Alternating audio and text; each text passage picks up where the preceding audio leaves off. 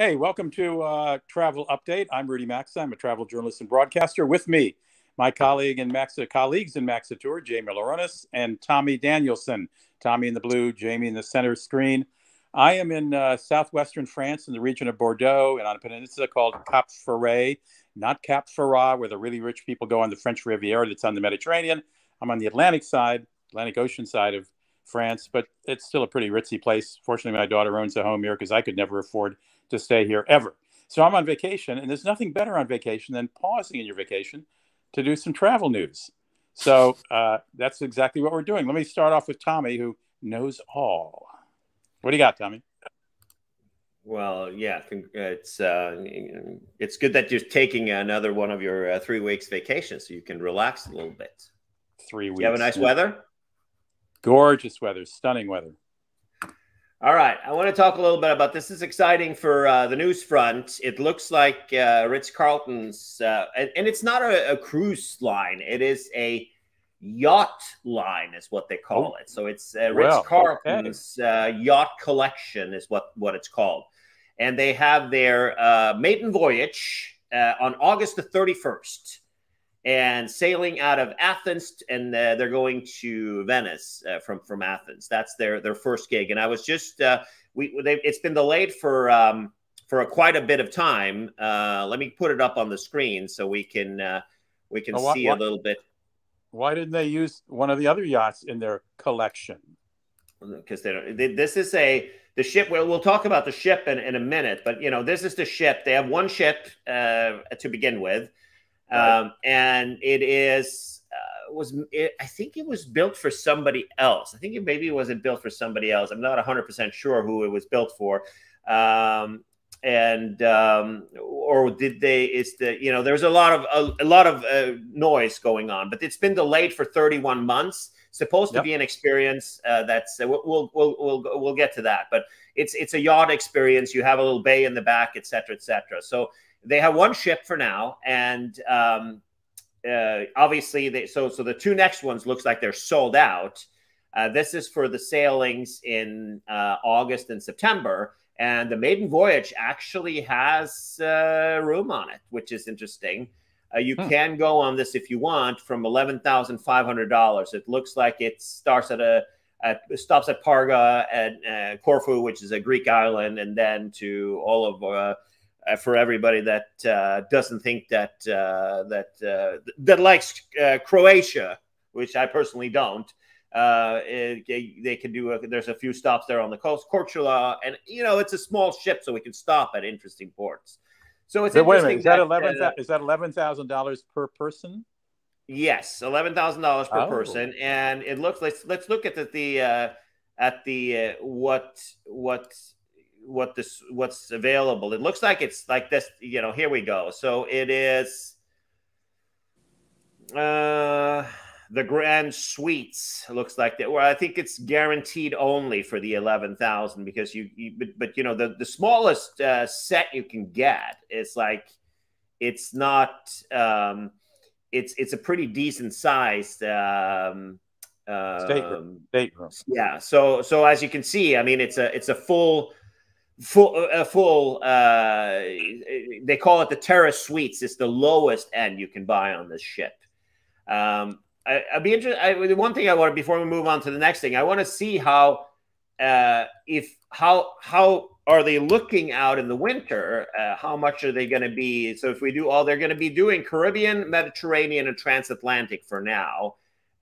If we were to go for all dates available here and see what they have, see how the bookings are doing, because we're seeing cruise lines now are starting to, they're not as hot as it was. It looks like we're going on a recession here. So, yeah, so you can start traveling with them in October 8th for 8,200. Then it seems like 7,500. Then it's going transatlantic. It looks like Lisbon and Bridgetown. So it's going across the Atlantic. And it's staying in Barbados for a cruise for 5,500. And then all of a sudden you can do Caribbean 5 nights for 4,700. Yeah, so it looks like it's doing pretty decent. So I don't know, 50. It seems like it's in the upper range of what cruises are, right? But at the end of the day, it's more luxurious than most, of course. Right. And also the Ritz-Carlton, I see that Brian's online here, and it's actually, so I don't know if you get elite qualifying nights on it, but it's going to be a member of Marriott Bonvoy because it's a Ritz thing. So I would assume that you get money, miles per dollar or points per dollar spent like you do on your fare. And kind of like, I'm sure it's going to be kind of the same day as the Marriott Villas, right? So, yeah. But anyway, you use points on this or no? Pardon? Can you use points on this? Yeah, you are supposed to be able to redeem. I don't think you can yet, but it is in the works. It's definitely something they said that they confirmed that they will do.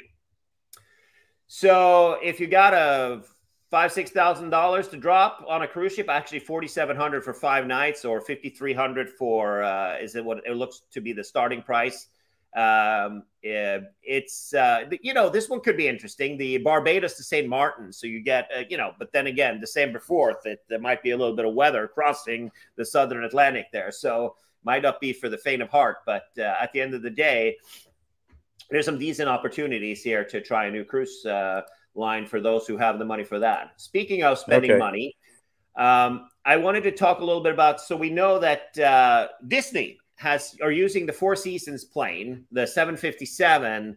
I think it's Iceland Air, I think, that owns it, or some Icelandic company. It's a 757 with all lie flat seats, and now you can go around the world for so it's a 757, which typically has a capacity of maximum 220, 230 passengers. You can, I think that it's a 200, so probably around 200, a little bit more north of 200 passengers. They have 75 seats on this plane, and I don't know how they get 75 seats. That doesn't add up. Do we have a 3-seater? Anyways, so it's usually so it's $109,000 for 24 days, which is actually a little bit lower than what we've seen for Four Seasons. They also use the same jets. Is it branded with the Disney logo and all that? It doesn't look like it to me. No. So I can't see it. I'm on an iPhone, so I can't see it. It's got Four Seasons on it, or just Iceland Air? No, I think they repaint it for the various reasons. I'm not 100% sure that this is the same plane, but it looks like it because it is the Iceland Air plane. You see, it's registered in Iceland, right? TF is Iceland, so it is, and also you see the Icelandic flag behind there too. So not 100% sure if this is it, but what they're pretty much are doing. They go to all the Disney parks around the world, or 12 of them. And you get, in addition to that, you get to go to the Taj Mahal, the Pyramids of Giza, the Great Sphinx, and all that kind of good stuff. So it's clearly aimed at kids as well as adults, obviously. Yeah, exactly. And, you know, you're going to have your 2 kids and your the parents and a couple of kids. That's, you know, $500,000. Well, I spent a week in Disneyland about, I don't know, 6 weeks ago, and it nearly killed me. I spent 1 day in Disneyland about 6 weeks ago, and it nearly killed me. I can't imagine visiting 12 Disney World parks or Disneyland parks going around the world. My goodness. Yeah, but is it Disney parks, or is it actually going to, you know, legitimate locations? Or I guess it is Disney. I think parks. It's so it goes to the Disney parks, and it also stops. So here's the route. I put it up on the screen. You start off in California, you know, the home of Disney, Disneyland, and you're there for a couple of days, and then you fly to Anchorage, which I don't think there's a Disney park up there, but this old plane needs some gas. Obviously, a 757 can't make it across the Pacific, so they're doing the freight route. You go to Anchorage, and you fly to Tokyo. And Tokyo Disney is, you know, an interesting place. It's not really that far from Narita, where I'm sure they're going to be parking it. Yeah, so you can see what's included. And then they go after that. They fly to Shanghai, to Disney, I'm sure. And then to Hong Kong Disney, which is on the way to the airport.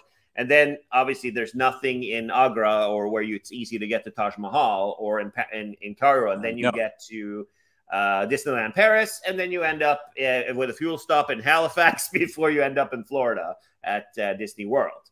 So minimum age 12, suggested age 14 plus, 23 breakfasts, 22 lunches, and 23 dinners. You start at Santa Ana, I'm sure, and then you end up in Orlando. So you get, I mean, I'm sure they will be taking well care of you. I take that back. It obviously it looks like it's not the Four Seasons plane. Look at that on the left there. That's not life. Like, you're going to sit up and like in domestic first class around the world. Ouch. And that crew looks like Icelandair in that center picture. Not sure, but nice. She's got a nice pot on her head there. We lost Rudy. That's interesting. Hang on. There we go, Rudy. Sorry, it didn't sound like 12 Disney parks, though. I know I got cut out there for a minute. I think 12 stops, right? 1, 2, 3, stops. 4, 5, 6, 7, 8. No, that's not even 12 stops. 12 experiences, 12 right? Experiences. Yeah, there aren't 12 Disney parks. 44 days, 68 meals, 31 sites. It looks, I don't know. It's an interesting gig. So you start in California. You do various VIP stuff. Fly to San Francisco, the Walt Disney Family Museum Tour, and then you're going to Oakland, and you are doing the Summit Skywalker Ranch. Isn't that really expensive? I don't know. I've never didn't know. What do you know, Jamie? You know it? I didn't know anything about it. What is that? Is that Disney's resort property, house or something? I honestly don't know. I'm 50, so I'm not. Well, they have yoga. Melinda's totally into this stuff, but I'm really not. There you can see the seat. So it's a kind of a recliner. That's premium economy at best. International premium economy, maybe a little bit more reclined, but it looks like the. You know what? It looks like the old Virgin America seat. Okay. Well, so not the Four Seasons plane. Definitely not. Travel day, fly to Anchorage and fill up the plane, and then you end up in Tokyo. They don't even mention it. There will be a stopping Anchorage. That's what it says. So Tokyo, they stay at Tokyo Disneyland Hotel, and they're in Tokyo Disney for a couple of nights, and then they start. Enjoy a whimsical boxed breakfast as you travel to the airport for your flight to Shanghai.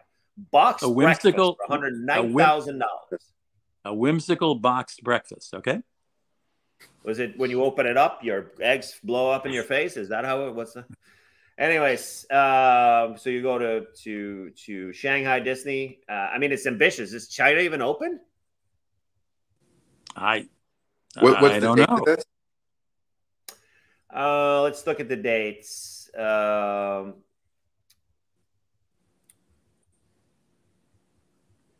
have a COVID thing that pops up here. Rates and dates. Here we go. $109,000. Oh, so it's next summer. Hopefully it will be done. July 9th. Middle of summer. Great time for Tokyo and Shanghai and India. Right. You know, you got 1 billion people sweating together. All right. Yeah, not enough on that. Let's talk a little bit about miles and points stuff right now. So we know that the reality of how miles and points have changed the world and how airlines are now literally running planes and running an airline, and in most cases very poorly. They are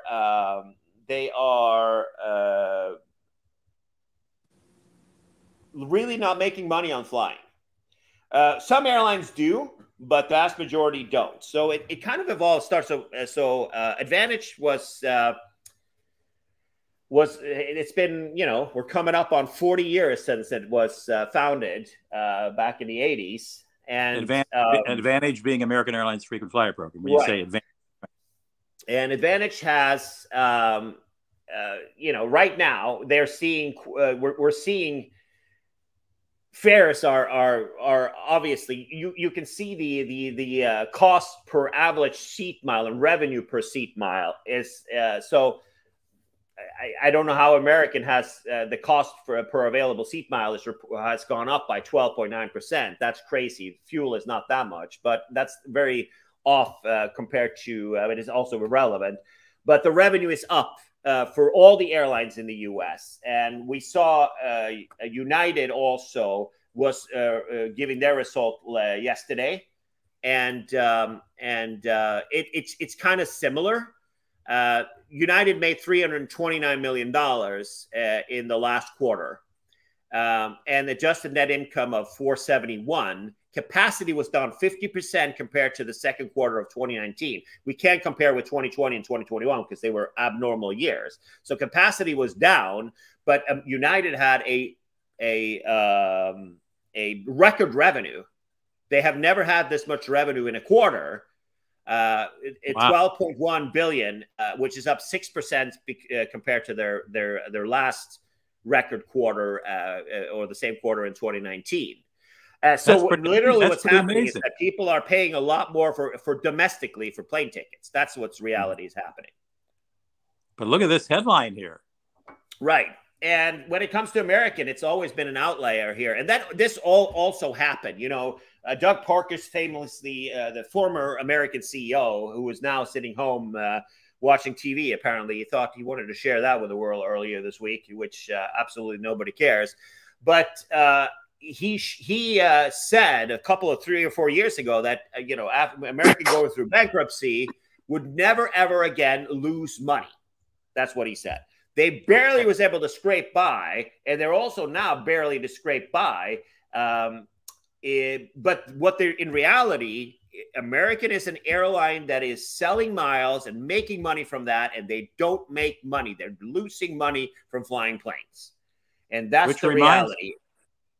Which reminds me of the quote, and I know I used this on an earlier broadcast, but back when Bob Crandall was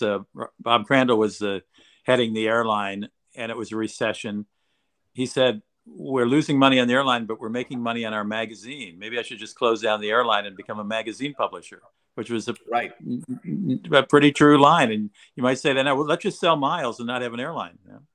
Yeah, but the problem is that you need the airline so people can use those miles. As you can see, there's a massive liability. So the margin of selling miles is 52% is what we're talking about.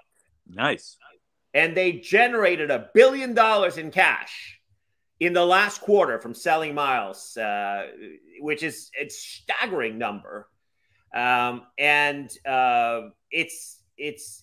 a massive number. But they continue. If you read through the report, they are losing money flying planes. They are not making money flying planes, even with the record fares that we're seeing domestically. It's a catastrophically poorly run airline that continues. Obviously, we'll have to give the new guy a chance, but I just don't understand how that's possible. But at the end of the day, you're seeing the trend. You saw the trend throughout the years. The North American airlines are, and we've talked about this before, are making money from their loyalty programs. They're not making money, or they are making money, but very little, much less money. And the valuation of a loyalty program is its advantage is spun off if it's a separate company. And it's owned, of course, by American, but at the end of the day, these mileage companies are worth a ton more than the airline itself, because it's attractive to have over 100 million members, to have your own currency that you can sell for various services. And it's incredible because they have nothing. They have no physical assets. They don't have any airplanes. They just have zeros and ones representing all the miles we have stocked up in our accounts. Correct. And the greatest thing is it's their currency, right? They can devalue it when they want. And so that's right. They can play Mugabe in Zimbabwe whenever they want. So, and they do. Yeah. And they do. It's a wonderful world, and it also shows that obviously there are airlines now that are making money. We're looking at Ryanair in Europe had a close to €1 billion in profit. They don't have a frequent flyer program, which is idiotic if you ask me. But that could have obviously done a lot for them. But there you go. So I have the Admirals Club at LaGuardia for American Airlines. These new clubs are they're starting to get a little pretty. Jamie, they did half of it, and now they opened the second half. Is that what I was actually up in LaGuardia 2 days ago, and I saw the one half. And the one half is, it's packed, right? Because it's just half of it open. The other half, I mean, it looks nice from what I could see. Obviously, Zach got better pictures because he could see into the other half. The issue, I think, with American right now, speaking of these clubs, it's beautiful, right? Scroll through the pictures. It looks great. There's TVs, bars, chairs, whatever. Their soft product is horrible. I mean, with a capital H. They're nowhere close to Delta. Frankly, nowhere close to United either. These cheese cubes have to go. These stale cookies. They got to do something. Well, I don't see any cheese cube. I see grapes, celery, and carrots. Carrot. Yeah, and what is that? Oh, yeah, there are cheese cubes right behind there. So this is what they're offering. So they have apples wrapped in plastic just for Rudy, and they've got some oranges, and they've got looks like some chips, and then they've got cookies and some muffins there. Delta's got to be. Delta is, serving good soups. They're serving good entrees. They're serving great sides. They're serving great salads. I mean, I can't believe American executives aren't going into Delta lounges and going, we are so far behind, Yeah. Well, there you have it. That's the news there. Club is open. Big club. And LaGuardia is livable now.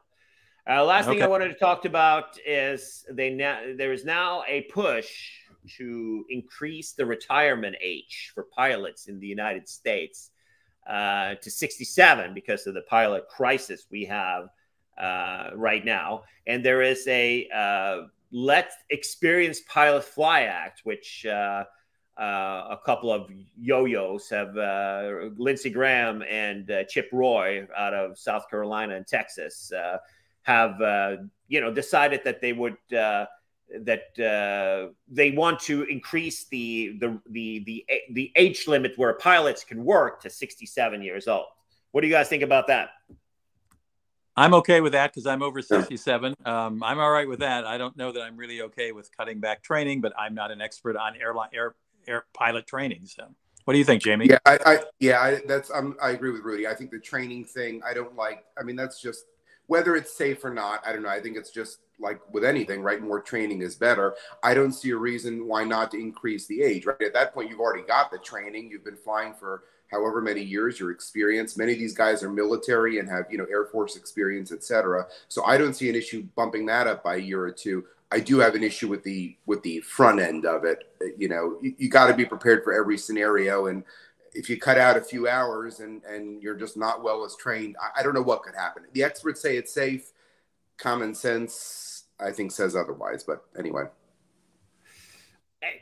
Honestly, at the end of the day, I think that it's, making airlines top heavy like this is, one of the reasons why we have such massive costs and the airlines are not delivering big profits in the U.S. are the absolutely out of control pilot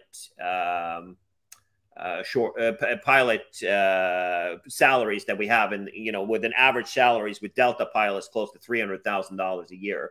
So Rudy was lost again. That's fine, but honestly, I think that it's more important for us to train people.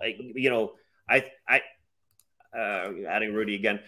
Honestly, I think that it's more important for when it comes to costs for airlines, when it comes to the pilot's career, those guys who are starting out, there's a massive, especially now I'm talking about the United States. I think that it's more important to put together good training programs for pilots. One of the airlines that have done that is United Airlines, have opened up out in Arizona at the Lufthansa Ranch there. They're now doing pilot training out there. I think it's more important to, one, train young talents to get into the industry and make it attractive for them. Two, I think that it's important that the pilot salaries in the U.S. becomes a little bit more flat, instead of somebody making $30,000 a year in the beginning of your career and making, when you have been there for 15, 20 years, you make $300,000-$400,000.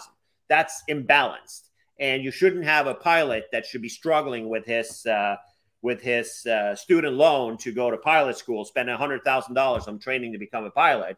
I think that we should spend money and putting together a training program and train young talent and get young talent in and regulate the hours and do real training instead of having pilots work till they're 67. I mean, yeah, honestly, let them start relatively debt free, so they don't. And honestly, why would you? I mean, if you love your job, sure. I don't see. You know, you have a flight attendant on American. What is she? 158 years old? That's flying around still. And Tommy, you know, I agree with you. I think this article though is more fixing the short term, right? You want to hire all these new pilots. That's great. I'm all for it, right? Train them, United's doing it, etc. Yeah, but that's legislation here, though, man. It's legislation. It's going to be written in the law. Then, of course, what you're going to be seeing is unions are going to recognize this. I'm not afraid about the airlines, but I'm afraid that, you know, the unions are going to push for people and the seniority at 67. We're talking crazy money here. So, right. You know, in reality, if air travel is going to keep being affordable and there's going to be competition, there needs to be there is no reason why a pilot should make $400,000 a year when their younger peers are making 30, 40. That's just out of whack. And right, short term, yes, but a dispensation, if they write it into law, then that's just. I hope this doesn't pass. I have nothing against pilots flying when they're 60 and 70. But at the end of the day, it will have another couple of years where potentially an airline can have somebody $400,000 instead of having, you know, I think that a base salary of a pilot should be probably 80 or 90. So they come into a job after they've invested $100,000 in their education, that they make some decent money, so they don't have to worry about that.